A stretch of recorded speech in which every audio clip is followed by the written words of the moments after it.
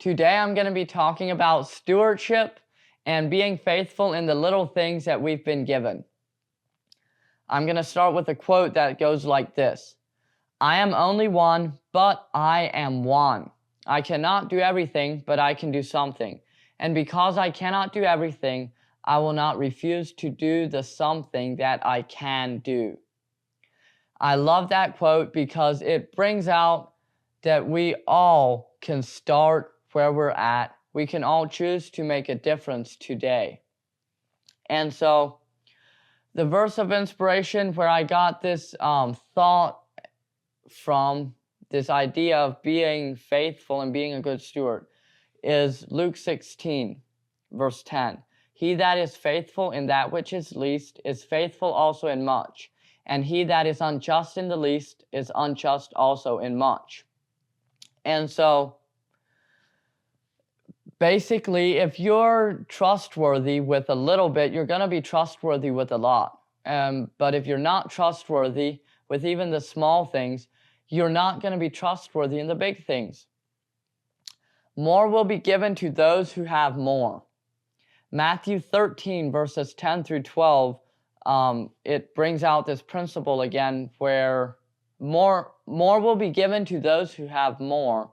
And even the ones that don't have a lot and they're not faithful, what they have is going to be taken away. Verse 12 of Matthew 13 says, Whosoever hath, to him shall be given, and he shall have more abundance. But whosoever hath not, from him shall be taken away even that he hath. And so that's the truth, is that if we're faithful in what we've been given, with what we've been given, we're going to get more. But if we're unfaithful, it's going to be taken away from us.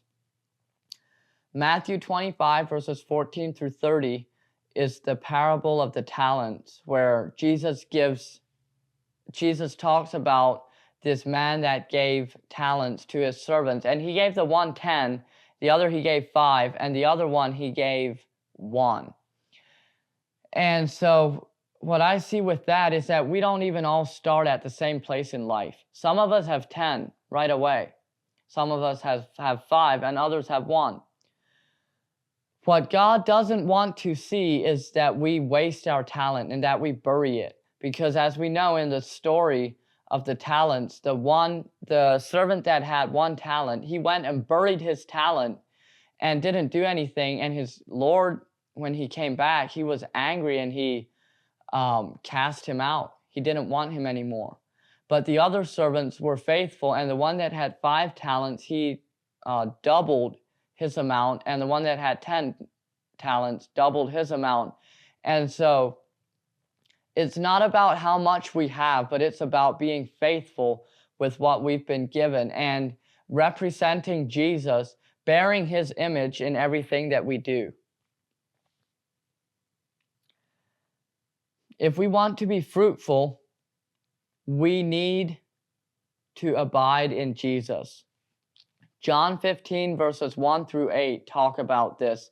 It talks about us abiding in Jesus and us not being able to bear fruit by ourselves. But if we look to Jesus, if we abide in him, then we bear fruit. The same way that a tree pulls up nutrients from the dirt through the roots and through the trunk, then it pulls up nutrients, and the nutrients go out into the tree branches and into the leaves, and the tree grows. That's how it works with us being in God. We're like branches in the trunk, connected to the root, and if we stay connected to him, we're going to grow. And he's telling us to stay connected. He's telling us to abide in him so that we can be fruitful.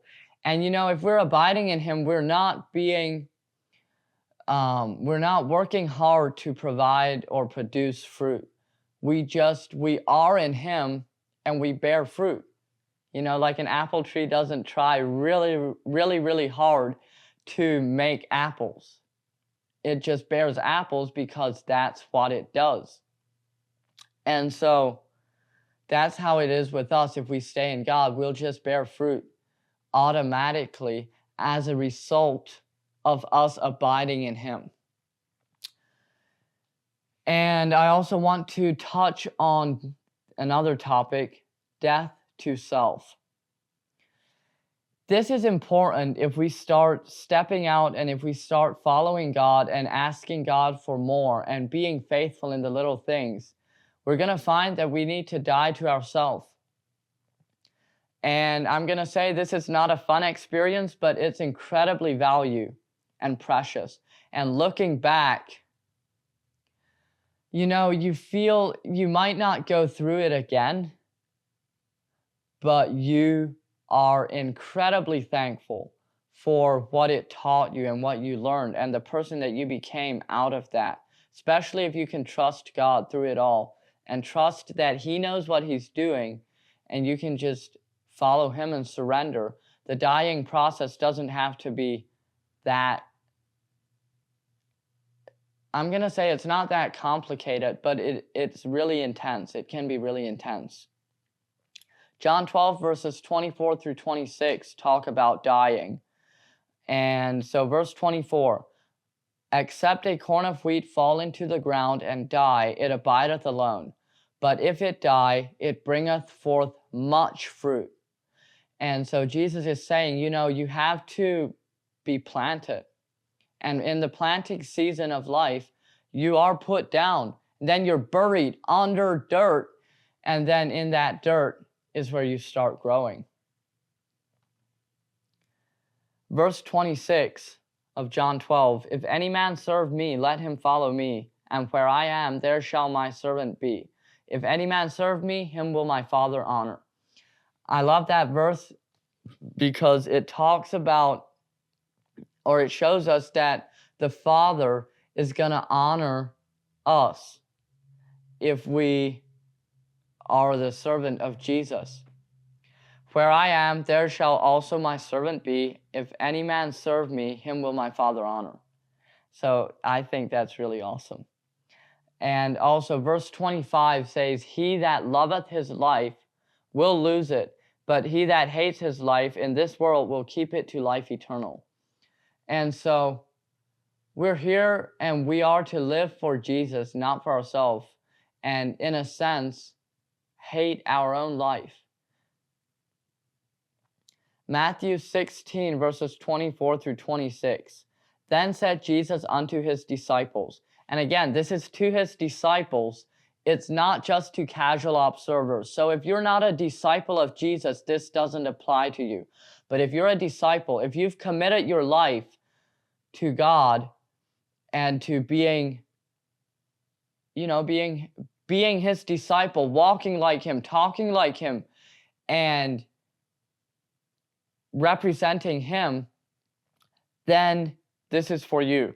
If any man will come after me, let him deny himself and take up his cross and follow me. For whosoever will save his life shall lose it, and whosoever will lose his life for my sake shall find it.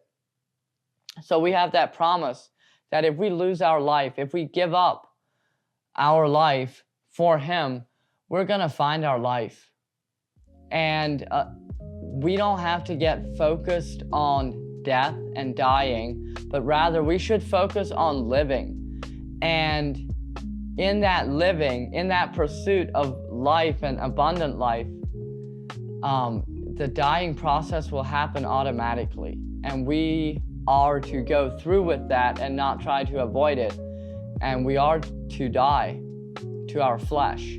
But the focus isn't on dying. The focus is on living with God because we've been resurrected with him. And so I encourage you to go out and make a difference in the world, in your world, and in the lives of people around you.